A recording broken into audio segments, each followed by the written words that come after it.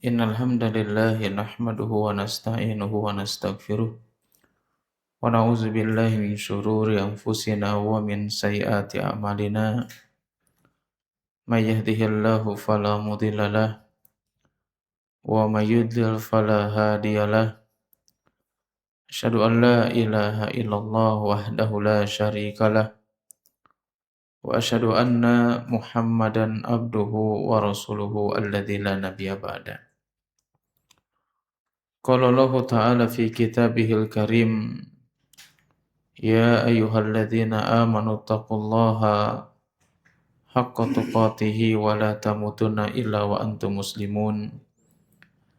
Ya ayyuhan nasu taqu rabbakumul ladzi khalaqakum min nafsin wahidah wa khalaqa minha zawjaha wa batha minhuma rijalan katsiran wa nisaa'a wattaqullaha alladzi tasaaluna bihi wal arham innallaha kana 'alaikum raqiba. Ya ayyuhalladzina amanu taqullaha wa qulu qawlan sadida yuslih lakum a'malakum wa yaghfir lakum dzunubakum wa may yuti'illaha wa rasulahu faqad faza fawzan 'azima amma ba'du. Alhamdulillah, pada kesempatan ini kita akan melanjutkan kembali pembahasan kitab Manhajus Salikin, ya, sebagaimana dijelaskan sebelumnya. Kita loncat dulu di antara pembahasan yang sudah kita bahas, loncat ke pembahasan yang berkaitan dengan puasa di bulan Ramadan atau kitabus shiyam. Di pertemuan yang lalu kita sudah menjelaskan tentang orang yang wajib berpuasa itu, yaitu adalah muslim, balik, kemudian berakal, ya. Berakal itu kan kemarin ada macam-macam, ya. Maksudnya diwajibkan itu yang berakal, berarti yang tidak berakal itu tidak sah puasanya dan tidak ada kewajiban untuk mengqadha. Dan yang hilang akal itu bermacam-macam, tidak hanya sekedar majnun. Tapi ada juga orang yang hilang akal selain daripada majnun, selain daripada gila. Siapa itu? Siapa itu, Pak? Orang yang hilang akal bukan karena gila. Yang kedua karena penyakit, salah satunya pikun atau Alzheimer atau penyakit apapun yang menghilangkan akal. Apakah dia wajib puasa? Enggak. Wajib qadha? Qadha loh, wajib enggak? Enggak. Syaratnya apa? Orang yang Alzheimer, yang pikun itu boleh enggak puasa dan tidak qadha, syaratnya apa? Nah, tidak tahu waktu atau tidak mengenal waktu kali, ya. Kalau tidak tahu waktu mah karunya nusok nguseup tah. Nggak tahu waktu nguseup, ya, mancing. Mungkin bahasnya tidak tahu waktu, ya. Terus syarat yang kedua apa? Enggak. Yang hilang akal karena penyakit itu kan ada Alzheimer, ada pikun. Kenapa harus dijelaskan dulu sebagaimana kita jelaskan? Pikun itu dan Alzheimer itu karakternya seperti apa? Indikasinya apa? Yang pertama, dia sudah tidak tahu waktu, tidak mengenal waktu. Yang kedua, tidak mengetahui mana kewajiban, mana perintah sunnah. Nah, ini yang kedua. Yang ketiga, dia sudah nggak ingat apa yang dia ucapkan. Kenapa harus dilaksanakan kayak gini? Kemarin kita singgung. Jangan sampai memahami apa tadi tuh, pikun itu karena banyak lupa. Angke, wah, si hakim tuh puasa terus. Kenapa? Ente mah pohoan. Pikun ente, oh ya nggak wajib puasa. Bukan itu maksudnya. Yang sudah tidak tahu waktu, yang ngomongnya sudah kemana-mana lah, nggak paham gitu, ya. Kemudian yang memang dia sudah tidak bisa membedakan, tidak mengetahui mana wajib, sunnah, ibadah, dan yang lainnya. Ada juga selain orang yang hilang akal itu, selain daripada yang kena penyakit, siapa itu? Kan gila, kemudian terkena penyakit, kemudian apa lagi? Yang hilang akal. Hmm? Tidur. Sah nggak puasanya itu? Dari subuh puasa itu. Dari subuh tidur. Bangun zuhur jam 1, ngoprek HP, lihat perkembangan, tidur lagi. Gitu ya. Perkembangannya sebentar sampai 1:30, bareng deui gitu, tidur lagi. Orang yang tidur itu hilang akal tapi dalam waktu yang waktu yang singkat. Hanya beberapa saat aja. Nah, kemarin kita jelaskan kalau ada orang yang tidur, anggap saja seharian penuh. Ya, atau siang hari penuh atau seharian penuh, itu puasanya sah atau enggak? Hah? Hilang akal itu. Gimana nih? Hah? Misalkan dia bukan seharian berarti. Pokoknya dari subuh misalkan sampai sore apa siang tidur, tuh puasanya sah enggak? Padahal dia tidur loh, hilang akal tuh. Masya Allah, itu dia jawabannya memang. Ya, jadi kalau ada orang yang tidur, anggap saja seharian penuh, apakah puasanya sah? Sah kapan? Kalau dia malamnya sudah niat puasa. Tapi kalau dia meskipun misalkan tidurnya nggak full, tapi dia nggak niat, maka puasanya tidak sah dan wajib mengkodok. Pendapat siapa? Syekh Abdul Salam Asy-Syu'air, hafizahullah ta'ala. Ya, siapa lagi yang hilang akal selain kena penyakit tidur majnun? Pingsan. Pingsan gimana hukumnya? Ya, para ulama menjelaskan pingsan itu hukumnya seperti orang majnun. Artinya kalau dia pingsannya dari terbit fajar sampai terbenam misalkan, atau sampai waktu yang lama, maka dia dihukumi, pendapat yang kuat, dihukumi sebagai orang yang majnun. Berarti dihukumi sebagai orang majnun nggak wajib puasa dong, dan nggak mengkodok, kecuali kalau pingsannya dalam waktu yang pendek lah, 1 jam 2 jam gitu. Ya, maka dia apa? Kembali lagi ke kaidah, kalau memang dianya sudah niat puasa dari malam, sah. Kalau enggak, ya sudah. Berarti dia harus mengkodok. Itu yang harus kita pahami ya. Kalau misalkan pingsannya hanya dalam waktu sebentar.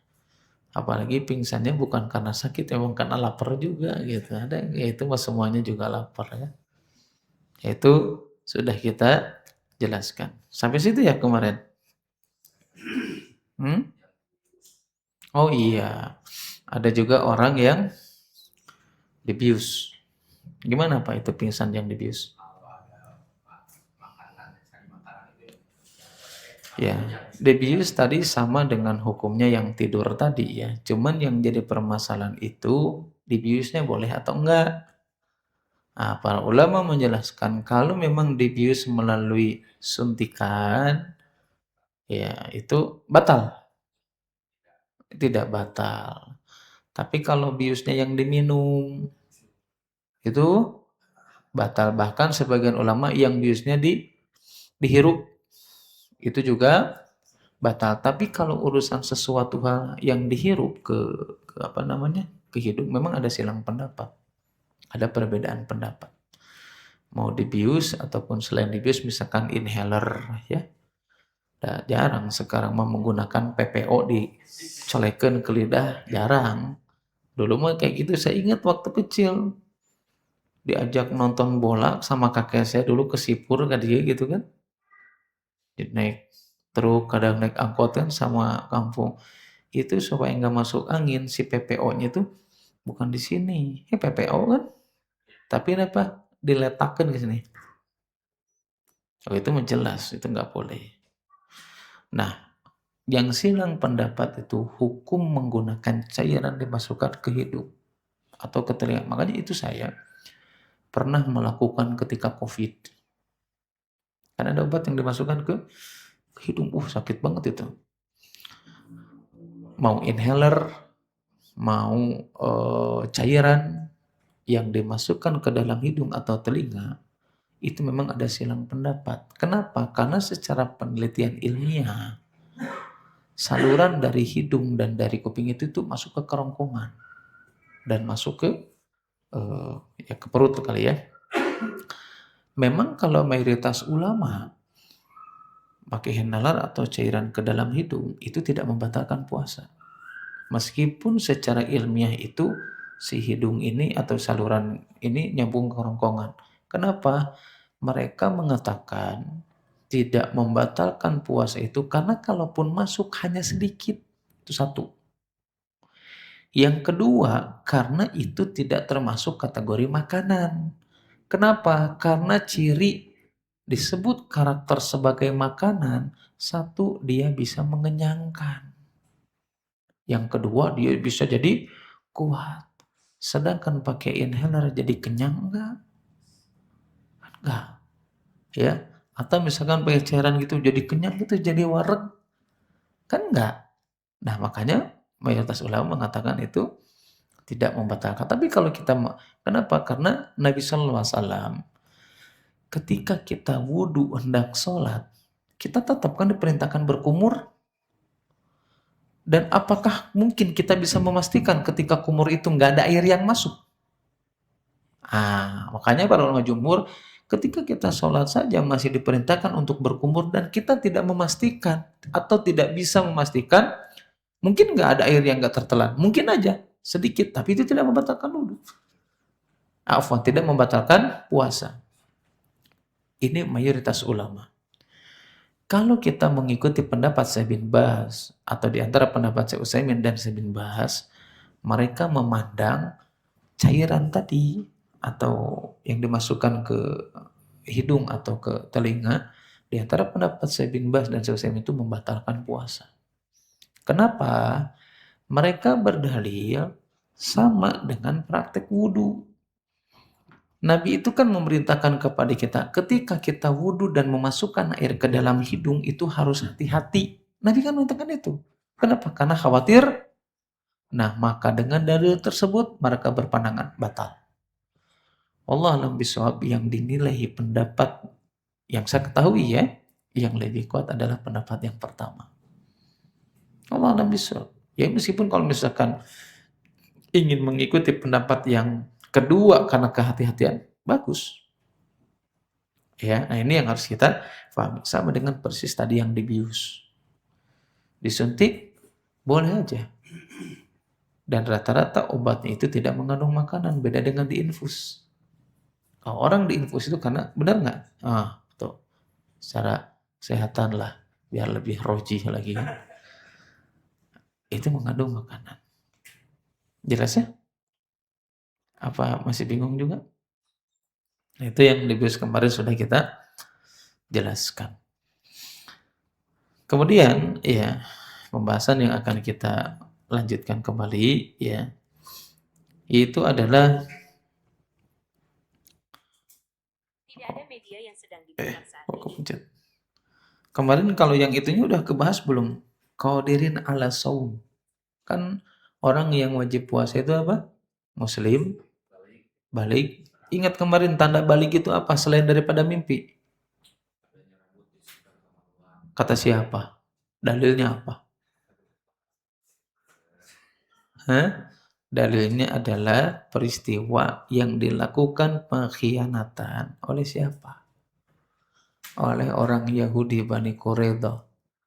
Kemudian Nabi memerintahkan kepada Sa'ad bin Mu'ad, siapa yang memang sudah tumbuh di rambut di antara kemaluannya, maka bunuh. Itu sebagai dalil yang menjelaskan bahwasanya ciri daripada balik. Apalagi?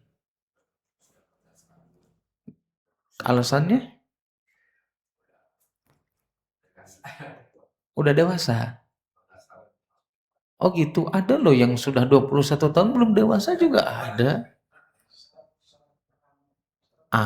Salah satunya adalah ketika Ibnu Umar ingin ikut gabung perang ketika perang Badar, Nabi tidak mengizinkan. Kenapa? Karena belum 15 tahun. Itu di antara dalil ya yang menjelaskan kepada kita syarat seseorang itu balik. Ya. Kita lanjut ya. Kalau qadirin udah belum? Qadirin ala saum. Belum ya?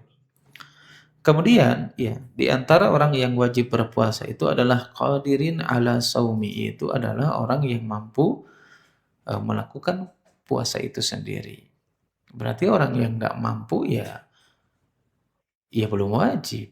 Ya salah satunya misalkan anak yang belum berakal atau belum balik itu ya belum wajib. Tetapi memang sebaiknya kita tetap mengajarkan. Kenapa? Karena As-Sakhawi menjelaskan bahwasanya ketika kita mengajarkan anak kecil untuk beribadah, salah satunya puasa, maka orang tua dan anak kecilnya tersebut itu akan mendapatkan kebaikan.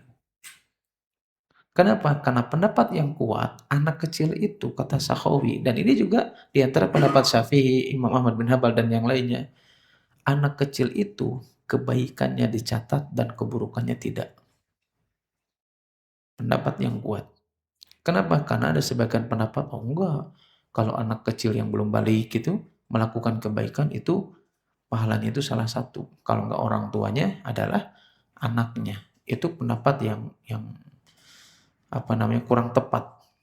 Yang benar itu kalau anak kecil melakukan kebaikan dan orang tua mengajarkan, orang tua dapat kebaikan, anak juga dapat kebaikan.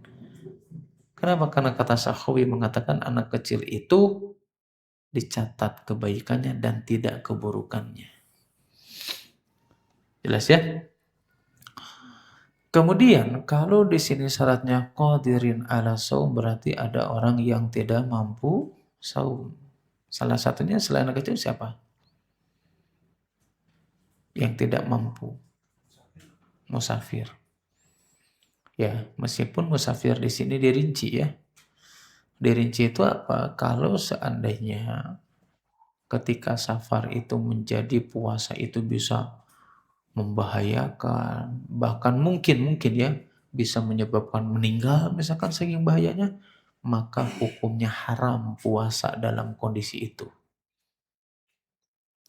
Atau ketika kita safar, kalau kita puasa berat, tapi tidak terlalu berat seperti yang pertama, tapi berat. Maka para ulama menjelaskan hukumnya makruh puasa dalam keadaan seperti itu.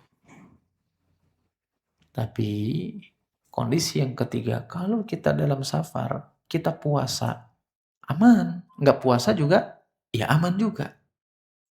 Maka para ulama menjelaskan boleh memilih. Tetapi milih di sini harus dilihat kemudahan. Kalau dia puasa, mudah apa enggak untuk makan dan minum? Terus kalau dia tidak puasa, mudah enggak?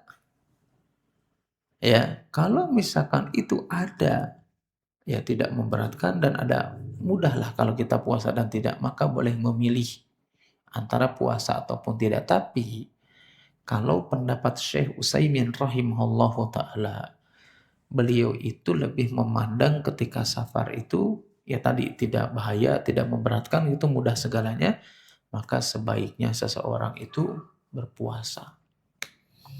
Kenapa? Kata Syekh Utsaimin rahimahullah taala, di antara alasannya itu apa?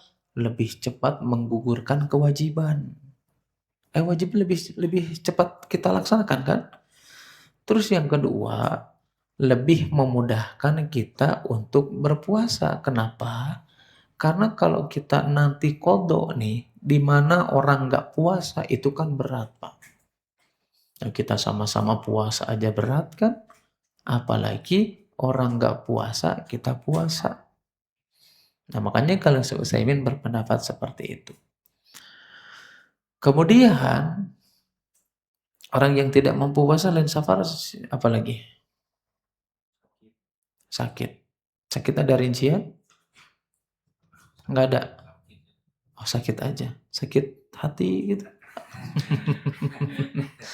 Ada rincian ya. Pertama, sakit yang memang tidak ada harapan sembuh itu jelas langsung bayar fidyah. Ini kaidahnya ingetin dulu ya, nanti berkaitan dengan hutang dan lain-lain. Pertama, sakit yang memang tidak ada harapan sembuh itu langsung fidyah, ya.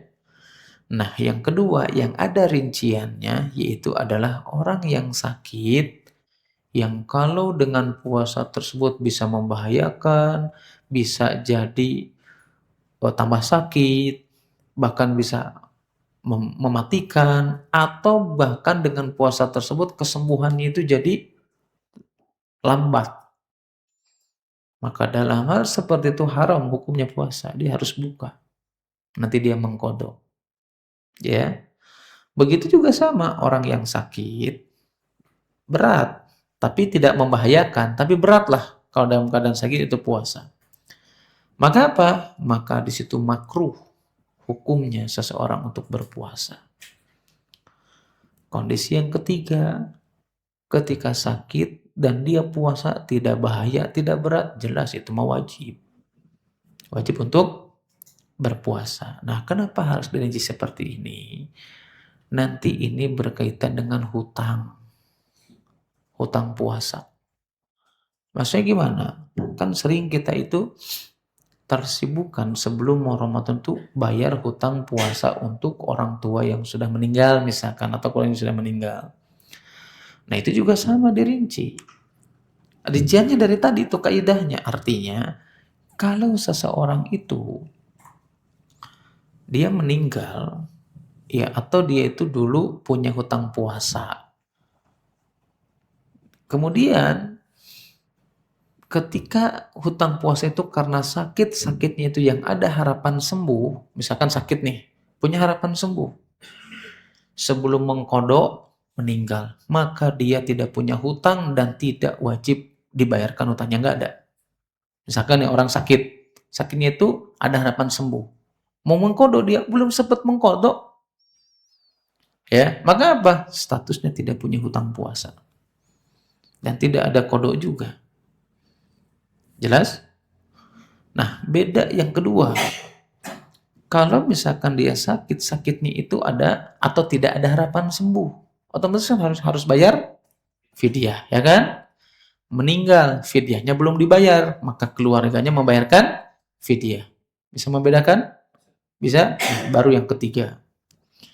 Yang ketiga, kalau ada orang yang sakit, sakitnya itu ada harapan sembuh, kemudian dia menyepelekan misalkan nggak keburu mengqadha, ya padahal ada waktu misalkan, tapi dia nggak sempat mengqadha tersebut karena banyak loba diengke-engke itu, banyak nanti-nanti, maka ketika meninggal dia punya hutang puasa yang harus dilunasi oleh keluarganya.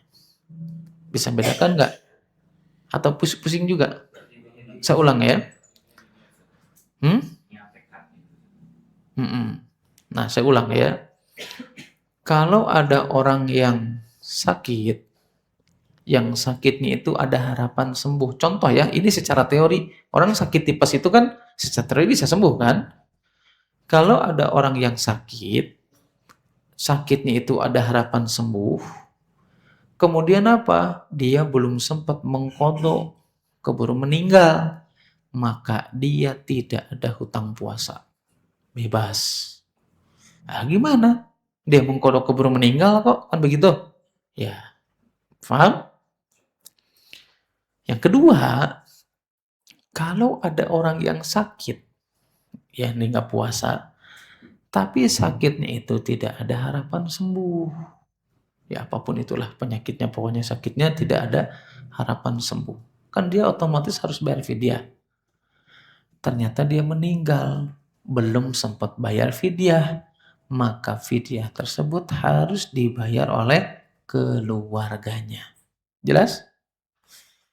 Yang ketiga, ada orang yang sakit dan sakitnya ada harapan sembuh.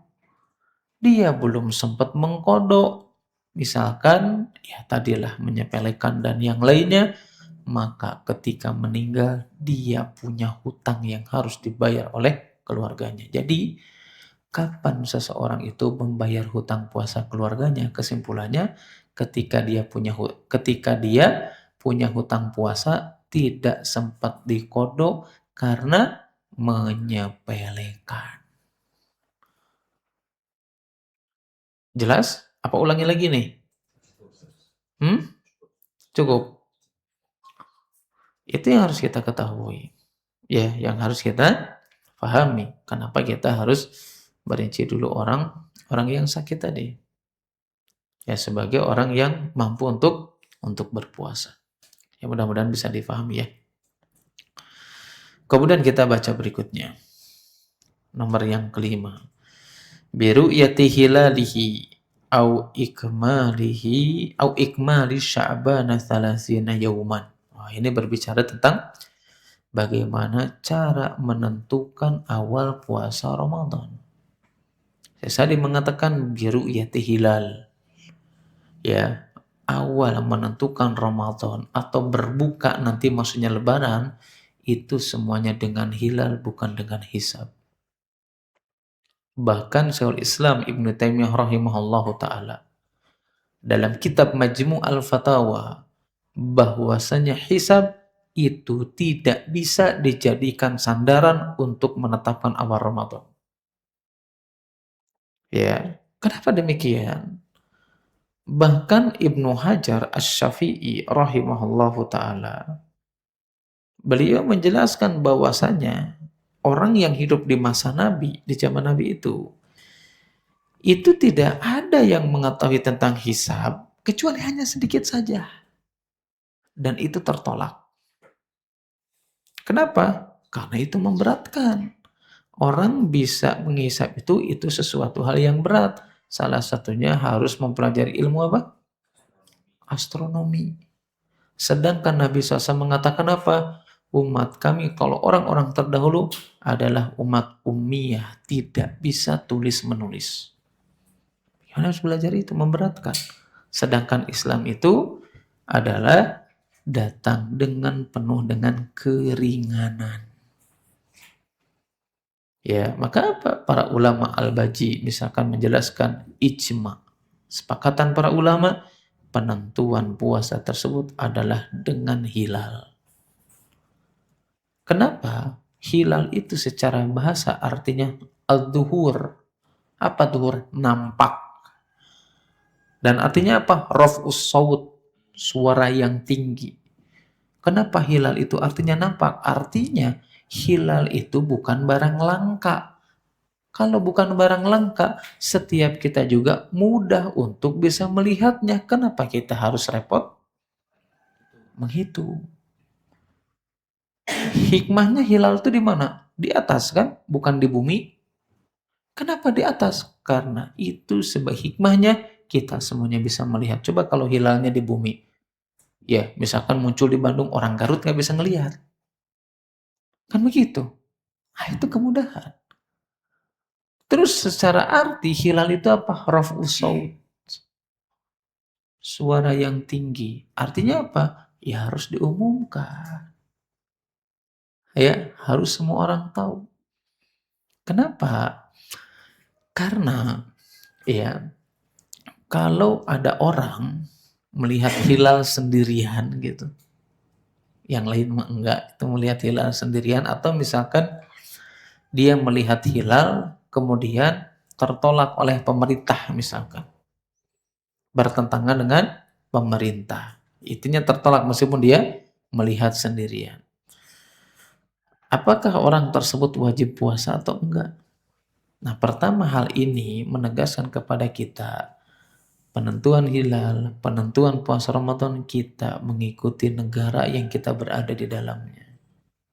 Ya, ikut pemerintah. Jadi, coba buang dulu lah sejenak ini ego keorganisasian, ego kelompok. Ya kalau itu tidak sesuai dengan syariat, kenapa kita harus mempertahankan itu? Ada saya mah ini, KTA-nya juga punya. Bukan urusan KTA, ini syariat. Ya, emang dengan gara-gara hilal dicoret KTA-nya gitu. Kan begitu. Makanya Syaikhul Islam mengatakan bahkan ya Imam Tirmidzi itu menjelaskan kepada kita ketika menjelaskan hadis Nabi Shallallahu Alaihi Wasallam tentang hadis Ibnu Umar bahwasanya di situ dikatakan tara an-nasul hilala, ya, fa akhbartu Rasulullah sallallahu alaihi wasallam inni ra'aituhu fasomahu wa amara an-nasa bisiyamihi. Dalam hadis tersebut Ibnu Umar mengatakan tara nasul hilala, orang-orang itu melihat hilal. Fa akhbartu Rasulullah sallallahu alaihi wasallam, dan aku mengabarkan kepada Rasulullah. Kemudian apa? Nabi sallallahu alaihi wasallam apa? Fasomahu. Nabi berpuasa wa amara bin nasi bisiyamihi. Merintahkan kepada manusia pada umumnya untuk berpuasa. Nah, dalam hadis ini saja kata Imam Tirmidzi rahimahullahu taala, untuk pengamalan hadis ini pertama, bahwasanya hilal itu, penetapan Ramadan itu diterima, ya, kalau seandainya hanya dilihat satu orang dan orang tersebut terpercaya. Ya, tetapi untuk urusan Idul Fitri, hilal itu tidak bisa diterima kecuali dari dua orang yang terpercaya. Untuk menentukan Ramadan cukup satu, untuk Idul Fitri cukup dua. Jelas ya? Nah, yang menjadi pertanyaan, bagaimana kalau ada seorang yang melihat hilal tapi bertentangan dengan umumnya masyarakat atau pemerintah? Saya tadi subuh ngisi di Cijerah. Ini udah kajian. Saya kasih sarapan dulu di ruang DKM. Ya, tiba-tiba bapak-bapak datang lah. Katanya sih, ya sesepuh-sesepuhnya. Saya sebetulnya pengen jawab juga sebetulnya. Pas ngobrolin tentang hilal. Jadi yang satu ngomong kayak gini, ya kita pokoknya ikut pemerintah dan yang lainnya. Nah, si bapak yang ini nih, yang ngotot itu, kelak cenah. Ini bisa bahasa Sunda semua kan? Iya. Kelak cenah. Eta ningali hilal teh maksudna kumaha, ningali ku panon atau ku ilmu? Ana nggak tahu juga dengan ilmu itu kumaha maksudnya. Cuman kata dia, ini lihat hilal itu dengan ilmu. Ana sambil makan sarapan tuh perhatiin. Dengan ilmu gimana maksudnya? Artinya meskipun kita tidak melihat, asal ilmu kita yakin, nggak bisa. Ya, kalau dengan ilmu kayak gitu nggak melihat, yo, jangan-jangan antum besok Senin yakin ya, hilal mangke Salasa, padahal belum. Nah, saya pengen itu. Cuman karena udah mau pamitan kan bulan, itu jelasan itu. Jadi hilal di sini jelas faman syahida minkum, melihat. Bahkan hadis tadi kata Imam Tirmidzi, ini adalah persaksian. Berarti yang namanya persaksian itu apa? Ngelihat apa? Cuman awang-awang. Itu yang harus kita ketahui. Nah, tapi yang jadi masalah itu kalau misalkan seorang melihat dan bertabrakan, alias misalkan ditolak, misalkan seseorang atau satu kelompok ormas melihat kemudian pemerintah menolak, nggak sah misalkan cek pemerintah teh. Apakah orang yang mengaku puasa melihat hilal tersebut harus puasa atau enggak? Nah, memang di sini ada silang pendapat. Ada silang pendapat. Di antara pendapat Imam Ahmad bin Hambal, pendapat Imam Syafi'i gitu ya, kalau nggak salah Ibnu Hazm juga, kalau ada orang yang melihat hilal, kemudian berseberangan dengan umumnya masyarakat, berseberangan dengan pemerintah, maka orang tersebut tetap berpuasa dan Idul Fitri secara diam-diam. Secara diam-diam. Supaya apa? Supaya tidak terjadi ramai lah. Itu pendapat yang pertama. Pendapat yang kedua, Abu Hanifah misalkan, Imam Malik, dan salah satu pendapat Imam Ahmad, kalau ada orang atau suatu kelompok melihat hilal dan bertentangan, bertolak dengan pemerintah, maka dia harus berpuasa, boleh sendiri, tapi Idul Fitri tidak boleh kecuali bersama masyarakat pada umumnya. Ya. Pendapat yang ketiga ini, pendapat yang dinilai atau yang di dalamnya Syekhul Islam Ibnu Taimiyah rahimahullah taala, ya kalau memang dia tertolak, bertentangan dengan pemerintah tersebut, ya tidak boleh puasa, tidak boleh lebaran juga, kecuali bareng bersama mereka. Jelas? Jelas ya? Bisa dipahami atau pusing juga nih? Ulangi? Ulangi. Masih banyak waktu kan? Masih banyak Kak, ke maghrib masih jauh kan? Ke sahur juga masih jauh ya. Jadi, kalau ada yang diulang yang mana? Yang ini ya, yang terakhir. Kalau ada seseorang atau kelompok ormas misalkan, mereka melihat hilal, ternyata ditolak atau berbenturan dengan pemerintah atau masyarakat. Dia lihat nih, tapi bertentangan ya dengan umumnya masyarakat atau dengan pemerintah, ini tertolak. Apakah dia wajib puasa? Begitu kan pertanyaannya? Di situ ada silang pendapat. Pendapat yang pertama di antara pendapat Syafi'i atau salah satu pendapat Imam Ahmad dan kalau nggak salah Ibnu Hazm juga, mereka berpandangan meskipun dia bertolak belakang atau bertentangan, kalau dia melihat maka dia harus puasa dan lebaran secara sembunyi-sembunyi supaya tidak jadi rame, kacau. Pendapat yang kedua Abu Hanifah dan Imam Malik dan salah satu pendapat Imam Ahmad juga. Kalau dia melihat dan bertentangan dengan umumnya masyarakat dan pemerintah, maka dia puasa sendiri dan tidak ikut atau ikut Idul Fitri bersama masyarakat yang lainnya. Kalau yang pertama makan puasa dan lebaran sendiri, diam-diam. Kalau yang kedua mah cuman puasa aja sendiri, lebarannya nggak boleh, harus gabung sama pemerintah atau umumnya masyarakat. Jelas? Yang ketiga di antara pendapat Syekhul Islam Ibnu Taimiyah, saya lupa pada bisa ini ya, nulis, ditulis aja apa nggak usah? Saya lupa kadang karena biasa ini ya. Lupa saya, afwan. Udah nanggung udah nulis ya, udah itu aja lah. Nyontek ke sampingnya. Nah, yang ketiga bahwasanya di antara pendapat Syekhul Islam Ibnu Taimiyah, kalau dia meskipun melihat tapi bertentangan dengan umumnya masyarakat atau pemerintah, dia tidak boleh puasa dan tidak boleh lebaran kecuali bersama pemerintah atau masyarakat pada umumnya. Jelas ya? Nah, kalau kita berbicara tentang hilal, hilal itu tidak bisa disamakan satu negara dengan negara lain. Artinya, meskipun Saudi udah puasa, kita nggak bisa ikut ke Saudi juga. Karena setiap negara itu memiliki matla'nya itu tempat hilal yang berbeda. Ya, itu yang harus kita pahami. Jadi kan dulu nahas puasa, saya mau ikut ke Saudi. Kayak kita di Indonesia misalkan. Itu pemerintah lah. Karena setiap negara itu hilalnya berbeda. Nah, kadang-kadang kita ini muncul masalah, ya. Bisa jadi kan kita itu puasa lebih dulu daripada Saudi kan? Cuman yang jadi masalah, kita sudah puasa pas itikaf sampai lebaran di Saudi. Nah, padahal kita lebih dulu puasanya daripada Saudi. Ya, misalnya kita sudah puasa duluan. Ternyata Saudi nggak melihat hilal pas lebaran nih. Digenapkan 30. Kalau kita ikut Saudi berarti berapa kali puasanya? 31.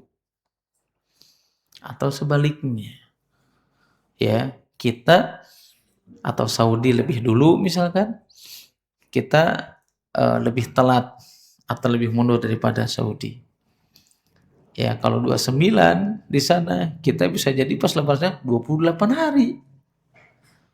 Dijelaskan oleh Si bin Baz rahimahullahu taala, maka mengikuti lebaran di negara yang kita datangi. Tapi, ada tapinya nih. Kalau seandainya kita puasa di sini telat sampai ke negara yang ternyata secara hitungan kita kalau ikut lebaran dengan mereka 28 hari, ikut lebaran dan sisa harinya dikodok. Syekh bin Baz yang mengatakan itu. Paham apa? Paham ya? Kalau kurang, ya seolah-olah anggap 28, mungkin lah jadi 27, 26, enggak, kayaknya enggak. Jauh teuing mah itu. Kalau ada yang ngaku, nah saya masa 27, curiga kemarin batal tah. Harus curiga berarti ini gimana ini? Pantesan kemarin ngelihat di warteg situ sendalnya asa kenal gitu kan. Ngelihat sendalnya doang gitu. Artinya kalau itu menurut kita kayaknya kalau kita nggak sama dengan negara tersebut jadi 31, tetap harus ikut sama mereka. Tapi kalau kurang, maka dia harus mengkodok yang satu harinya itu. Ini siapa yang menjelaskan Syekh bin Bas rahimahullahu taala. Jelas ya?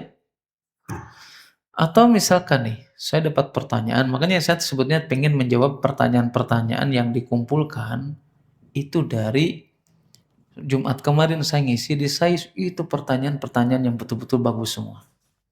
Bagus semua pertanyaannya. Tentang Ramadan. Ya, salah satu pertanyaan yang pertama ada ya, saya kumpulin di sini itu. Kita sedikit ya, karena berkaitan dengan hilal. Contoh misalkan ketika seseorang karena tadi safar. Kita ini udah puasa ini, udah berangkat misalkan tadi pesawat terbang anggap aja lah ke Saudi gitu ya. Atau ke timur dulu lah. Ke arah timur misalkan mana? Jepang, Jepang. Pak, cuma 2 jam kan Papua itu. Ya pokoknya lah ke ASEAN Timur sana. Yang lebih dulu waktunya kan begitu. Nah, kita sudah terbang habis sahur nih misalkan.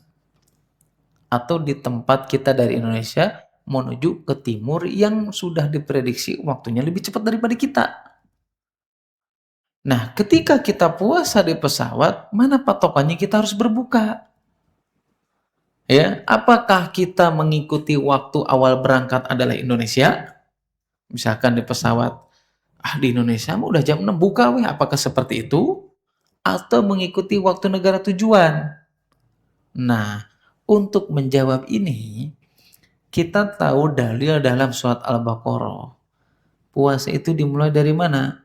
Ketika terbit fajar dan tenggelam matahari. Berarti patokan buka puasa itu ketika matahari tenggelam.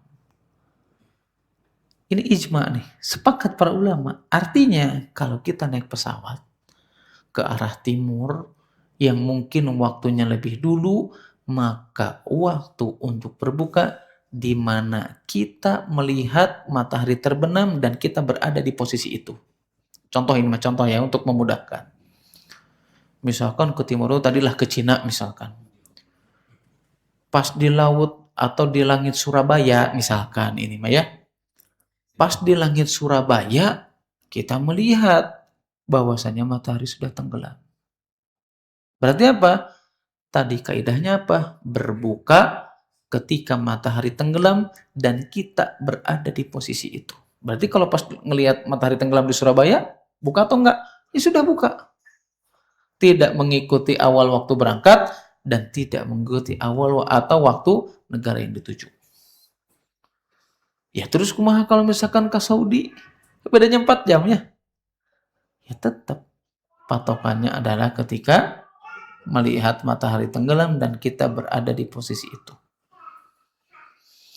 Jelas ya? Apa bingung juga ini?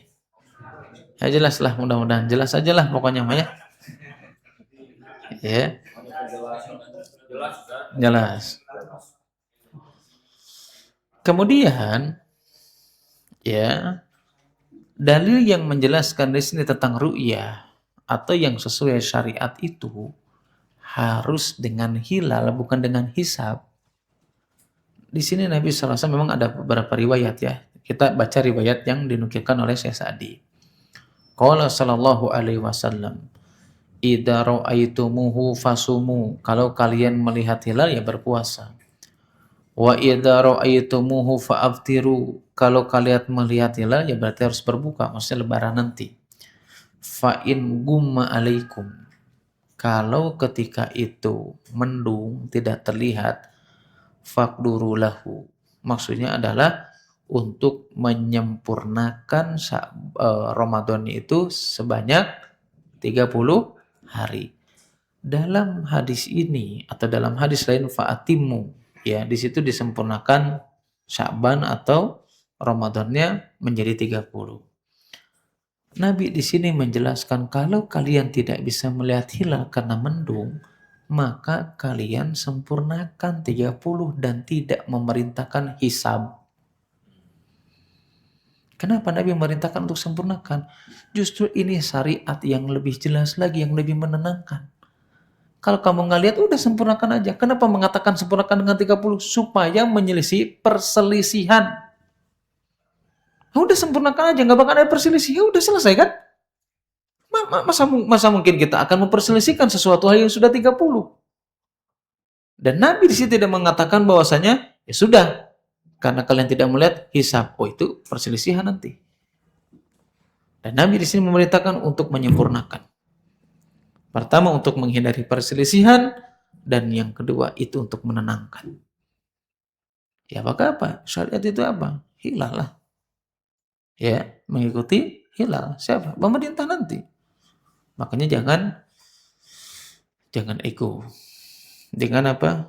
Kelompok yang ya kita dengan salah satu kelompok atau mungkin dengan ya orang mas tertentu. Ya, selama itu tidak sesuai ya dan bertentangan ya nggak usah ngapain lagi gitu kan.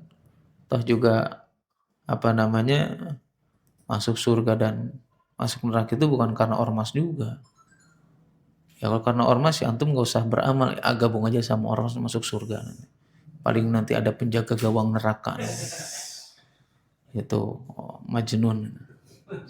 Ya.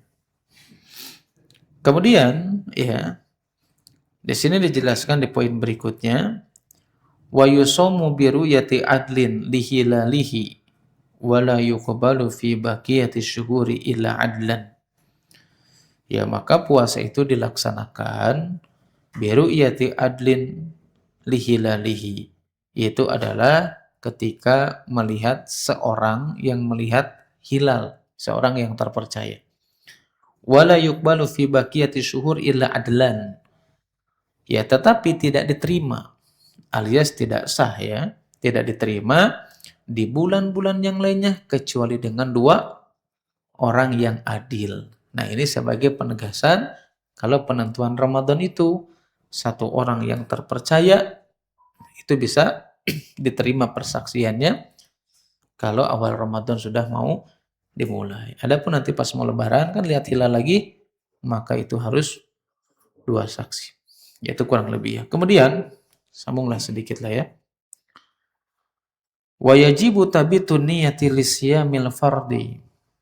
Bahwasanya wajib tabitu niyati lisyam ya wajib meniatkan di malam hari untuk berpuasa yang wajib. Jadi malam hari harus ada niat. Tapi niatnya juga enggak bareng-bareng habis tarawehan, enggak. Ya, bareng-bareng dipimpin terus setelah itu ya lah pokoknya bukan seperti itu. Ya, niatnya masing-masing, niatnya sendiri kan saya sudah jelaskan juga. Orang ketika pasang alarm aja mau tidur takut kesiangan sahur itu sudah niat itu. Atau ibu-ibu ngahanetkeun di magicom gitu, itu sudah niat itu. Ngapain harus ngomong lagi? Kita itu beribadah kepada zat yang tidak tuli.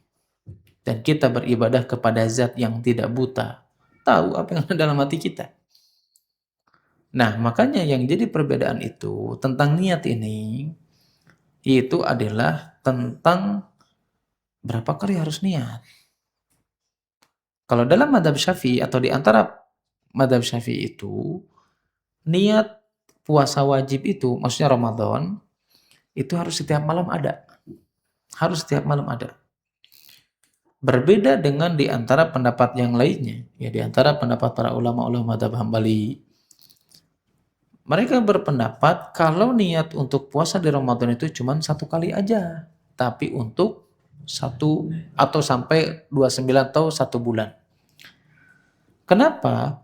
Karena Ramadan itu adalah puasa yang satu paket, satu kesatuan, tidak bisa dipisahkan. Artinya, kalau satu niat pun itu sudah sah untuk 29 hari atau untuk sebulan penuh. Kecuali kalau memang di tengah puasa terputus misalkan baru 2 minggu sakit, atau baru 1 minggu safar, maka di situ harus memperbaharui niatnya.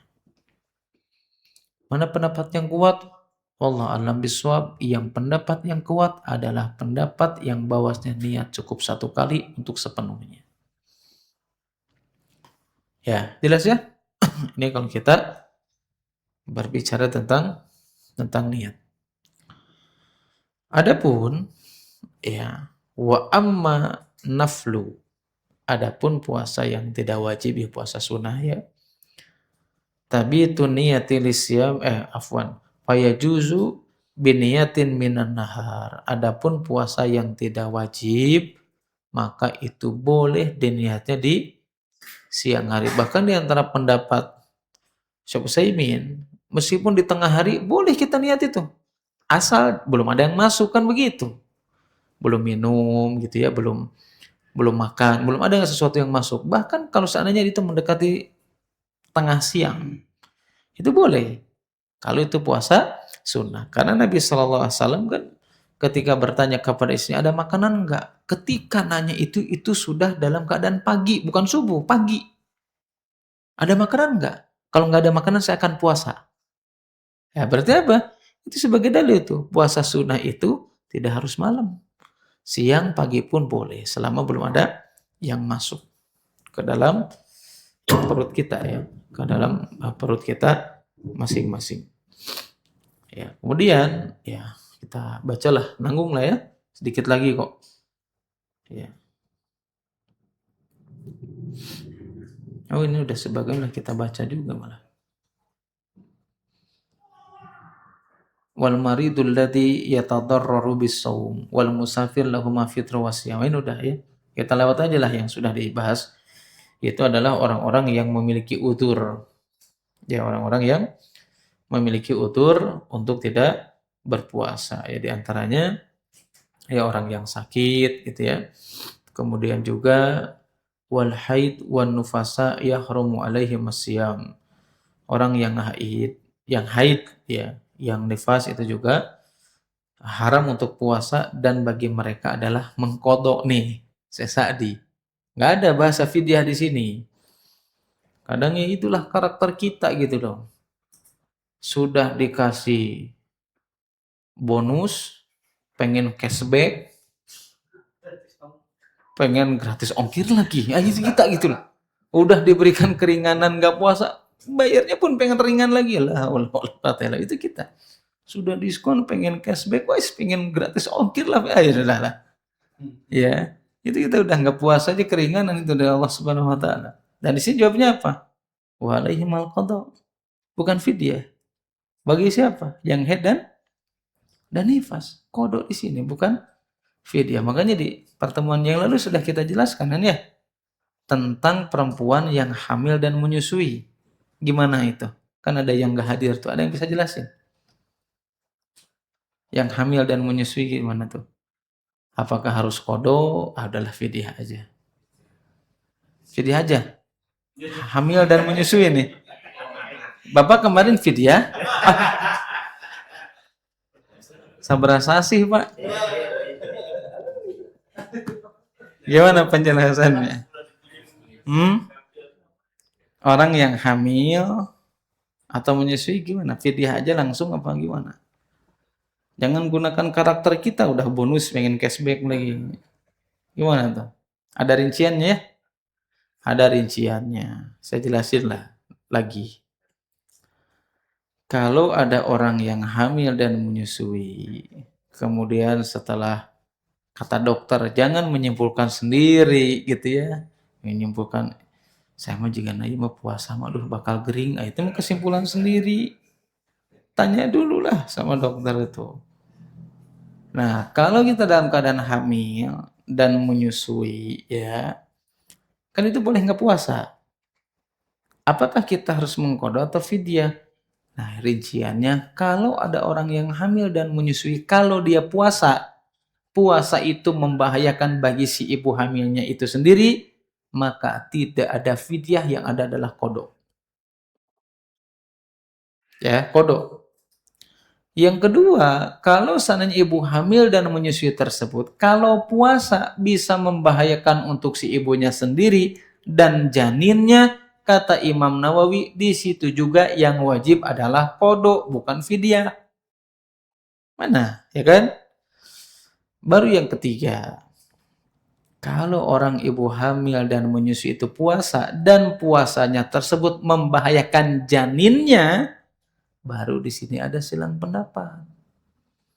Ada yang mengatakan qada saja, ada yang mengatakan fidyah saja, dan di antara pendapat dalam mazhab Syafi'i, dia harus qada dan membayar fidyah.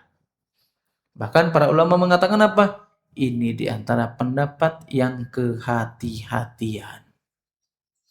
Jadi tidak langsung fidyah aja pengen mudah terus. Ya makanya itu tadi ada apa namanya? Oh, salah satu teman saya itu tiap tahun nitip fidyah, coba bayangkan. Ya bukan kita, ya memang untuk orang miskin ya, bukan kita senang gitu dia bisa bantu orang miskin. Cuman saya jadi pikiran gitu loh. Tahun ini belum nge-WA nih. Tahun kemarin saya tanya, jadi nggak jadi nitip, saya titip, udah antum ke tarbiyah sunnah aja saya bilang. Saya tanya itu, Afwan nih, antum kenapa nitip fidyah terus, emang kenapa saya bilang. Apakah istri antum gimana gitu atau seperti apa gitu. Ya Ustaz ini nitip buat istri anak gitu. Anak sempat berpikir, oh mungkin bisa jadi, mungkin ya, tunji kan ada kan, setahun hiji. Tapi anak tahu anaknya baru satu. Tapi anak fidyah terus, kata saya. Ini mah saya bukan ini, maksudnya untuk pelajaran, saya jelasin. Ini kalau bayar fidyah itu A, B, C, saya jelasin. Enggak segampang, udahlah karena lagi menyusui, udah fidyah aja. Ya enggak kayak gitu juga, gitu. Kita sudah diwajibkan puasa Ramadan 29 30 hari saja, itu sebuah keringanan, bukan beban, sebuah keringanan. Kenapa keringanan? Allah tidak mewajibkannya setiap bulan. Ya, kan keringanan dalam syariat Islam itu ada dua. Ya, keringanan melalui ibadah itu sendiri dan keringanan melalui sebab. Keringanan melalui ibadah, ya ibadah yang kita lakukan, sholat. Apakah berat? Oh, mudah. Sholat cuma 5 waktu aja. Berapa rakaat? Nggak sampai 50 kan? Coba. Ringan tuh. Syariat sendiri sudah memudahkan. Sudah gitu apa? Sudah dari syariat sendiri meringankan, ada keringanan dengan sebab yang lain. Sakit, misalkan kan begitu. Seperti puasa ya, sudah puasanya ringan, diringankan dengan sebab lain. Pak, jangan bermudah-mudahan. Ya, jangan bermudah-mudahan rusuh. Ya, itu ada alasannya, Pak. Rusuh itu ada yang wajib, ada yang sunnah, ada yang makruh. Nah, itu harus kita pahami. Ya, jangan mentang-mentang adalah bayar-bayar punya uang, nggak kayak gitu juga. Ya, kita beribadah itu pengen sesuai. Kita mengharapkan keutamaan. Ya, atau jangan bermudah-mudahan dengan kalimat darurat. Masih ingat rumus darurat apa? Apa itu?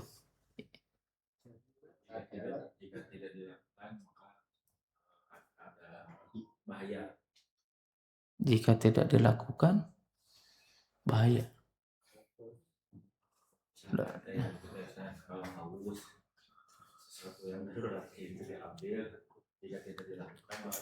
Kaidahnya jadi gimana darurat yang pertama apa? Ada berapa? Ada 3 apa 4 ya? 3 apa 4? Hmm? Kalau ini namanya lagi-lagi lupa. Bukan lupa lagi. Syarat sesuatu dikatakan darurat, yang pertama ketika sudah buntu alias sudah ikhtiar semaksimal mungkin, baru itu namanya darurat. Syarat yang kedua dikatakan darurat itu kapan? Namanya darurat itu pasti di situ ada pelanggaran kan? Ketika kita melanggar tersebut bisa menghilangkan bahaya, maka itu darurat namanya. Contohnya kan ingat nggak dulu saya mencontohkan dengan daging babi. Hukum asalnya haram. Kapan dikatakan darurat? Kalau kita sudah ikhtiar nggak ada makanan. Yang kedua, kira-kira kalau makan daging babi tersebut lapar bakal hilang atau enggak? Bahaya kematian akan hilang atau enggak? Berarti itu namanya darurat. Kan begitu kan? Jadi kalau cuma satu doang, nggak bisa. Nah yuk, lamun teu maksakeun mah moal bisa lain darurat eta mah. Akhirnya apa? Terjerumus kepada sesuatu hal yang ribawi dengan alasan apa? Darurat. Lain darurat eta mah. Nah, kemudian ada contoh lain. Ini bukan dikatakan darurat. Saya waktu itu mencontohkan apa? Minuman keras. Gitu kan? Homer. Ya, contoh. Kita di kampung gak ada air minum. Adanya homer. Apakah minum homer itu darurat? Nah, kita pakai kaidah tadi. Yang pertama, kita sudah ikhtiar maksimal mungkin. Nggak ada air. Gitu kan? Yang kedua, secara penelitian, nanti antum bisa konfirmasi ke beliau atau ke Abu Sifa. Ya. Secara penelitian, homer itu tidak pernah menghilangkan rasa haus. Meskipun sudah ikhtiar nggak ada, tapi nggak menghilangkan bahaya, maka homer itu tidak darurat. Ya, kenapa? Karena darurat itu harus sudah ikhtiar buntu dan yang kedua bisa menghilangkan bahaya. Maka itu dikatakan darurat. Jangan mudah-mudahan dikit-dikit darurat. Baru nyampe rest area berapa jol batal ya darurat. Wah, gitu ya. Itu yang harus kita ketahui. Jelas ya? Ternyata dalam kitab Manhajus Salikin hanya sedikit aja tentang pembahasan puasa itu sendiri.